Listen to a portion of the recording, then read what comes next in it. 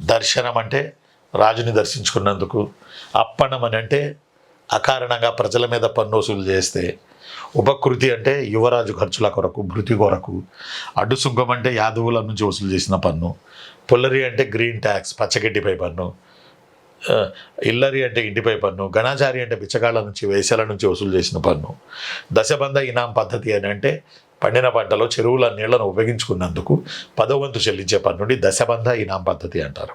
అలానే కొన్ని చోట్ల 1/6 వంతు ట్యాక్స్ కూడా 1/6 వంతు ట్యాక్స్ కూడా కాకతీయుల కాలంలో మనకుంది. ప్రధానంగా అంటే ఎక్కువ మొత్తంగా 90% ఇంచుమించుగా కాకతీయుల కాలంలో వ్యవసాయానికి ప్రధానం చెరువులు, కాలువలు, చెరువులు, బావులు. ఇలా అడుగుతాడు ఆప్షన్స్లో.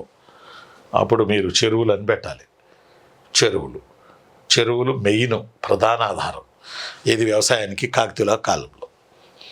ఇక తర్వాత ఇంకో ఇంపార్టెంట్, కాకతీయుల కాలంలో చెరువుల ద్వారా వ్యవసాయం జరిగింది. పన్నులు కార్తీక మాసంలోను, పన్నులేమో కార్తీక మాసంలోను, వైశాఖి మాసంలోను 2 మాసాల్లో సంవత్సరానికి వసూలు చేసేవాళ్ళు.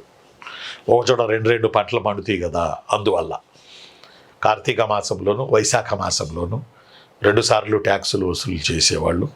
ఈ ట్యాక్సులు వసూలు చేసేవాళ్ళని కాకతీయుల పీరియడ్లో సుంక ప్రగ్గడ అని పిలిచారు. పన్నులు వసూలు చేసే వ్యక్తిని వేంగచాళుక్యుల్లో కూడా ఇదే పేరు కదా, సుంక ప్రగ్గడ.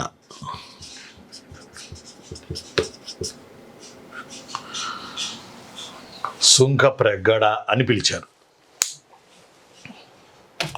సుంక ప్రగ్గడ అని పిలిచారు పన్ను వసూలు చేసేటటువంటి వ్యక్తిని.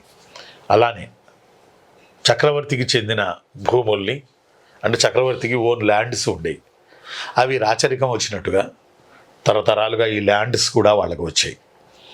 అలాంటి ల్యాండ్స్ని రాచదొడ్డి అని పిలిచారు. అలాంటి చక్రవర్తికి చెందినటువంటి భూముల్ని రాచదొడ్డి, చక్రవర్తికి చెందిన భూముల్ని రాచదొడ్డి అని పిలిచారు.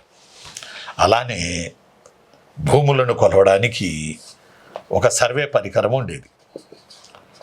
దానిని కేసరిపతి గడ్ అని పిలిచేవారు. దాన్ని ఏమని పిలిచేవాళ్ళు అన్న? కేసరిపతి